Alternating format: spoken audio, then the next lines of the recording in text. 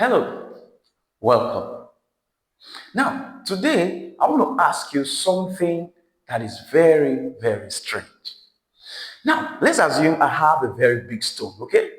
Now, there's a pool of water here, and I throw that stone into the pool of water. What do you think is going to happen? I know what you're going to tell me.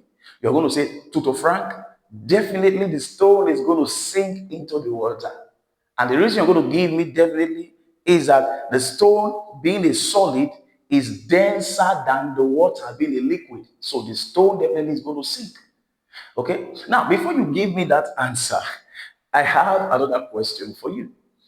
Now, why is it that a ship, the same scenario now, carrying passengers as humans, carrying goods, let's say fuel and what have you.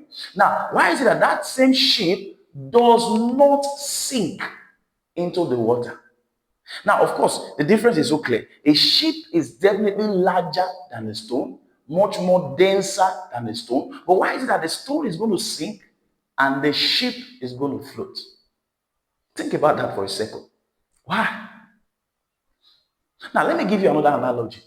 Now, let's assume you go to the pool, swimming pool, you love to swim, exercising yourself.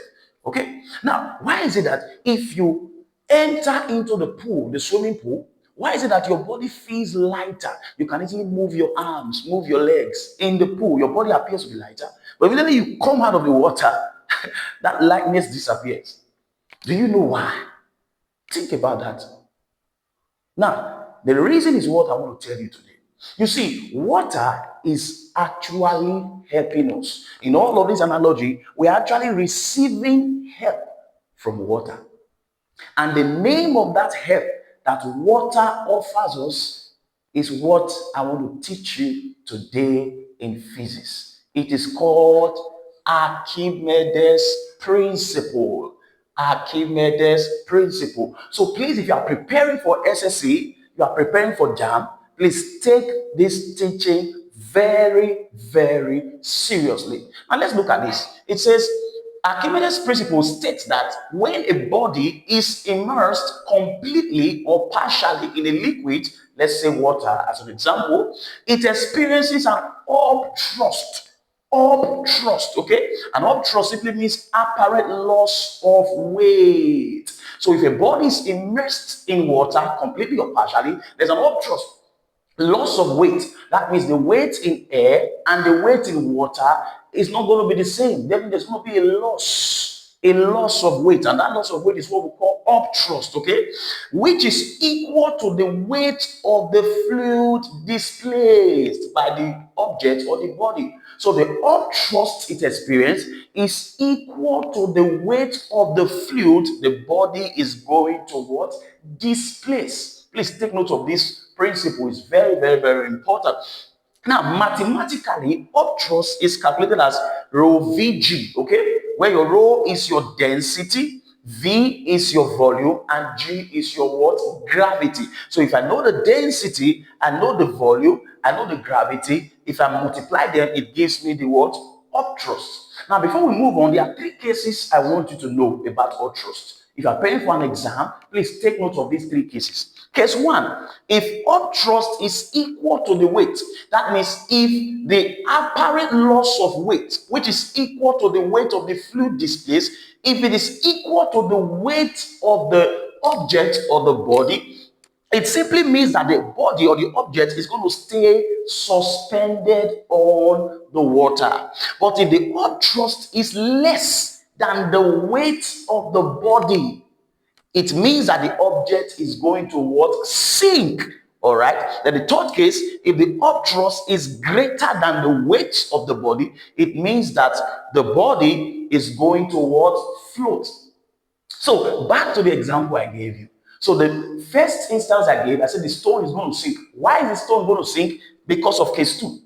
The upthrust is less than the weight. So that means the apparent loss of weight in water or the weight of fluid displaced is less than the weight of the stone. So the weight of the fluid, the liquid the stone is going to displace when it is immersed is less than the weight of the stone. So it cannot support the stone to float. definitely the stone is going to sink. Now, for the case of the ship, why is it that the ship is going to float? Because the up thrust is greater than the weight of the ship. So the weight of fluid or weight of water that the ship is going to displace, that weight is large enough. So the ship is going to displace water, large volume of water that is large enough to keep the ship floating. You get that now, right? Okay, let's begin to solve a question before we leave today.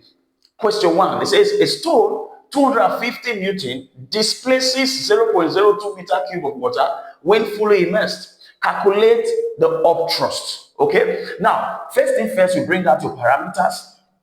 All right, so parameters. Now a stone 250 Newton, that is the weight of the stone. Weight of stone. Weight of stone 250 Newton displaces 0.02 meter cube of water. That's the volume of water displaced, my V. 0.02 meter cube. All right. Now calculate up thrust. Now we are told that density is 1,000 kilogram per meter cube. Take note, density of water. Okay. Then acceleration to gravity is 10 meter per second squared. First thing first, let's get the up thrust. So up thrust from our formula is equal to density, volume, gravity. Okay. My density is what? 1,000. My volume is what? 0.02. My gravity is 10. All right. Now if I multiply this, everything together will give me what? 200 Newton. So it means my up thrust is equal to 200 Newton. Now there's a second question I want to ask. I want to add to this. Now, will the stone float or is going to sink? Now, how are we going to know that answer? Look at it. The up thrust, okay, which is equal to the weight of fluid displaced is 200. But the weight of the stone is what? 250. That means up thrust is less than the weight of the stone. So which case do we have now? Is it case 1? No. Is it case 2? Yes. Up thrust less than weight. So if up thrust calculated is less than weight, what will happen? The object will sink. So therefore means that therefore the stone will sink. All right. And let me know if you got any value in today's class in the comment section. See you in our next class. Bye.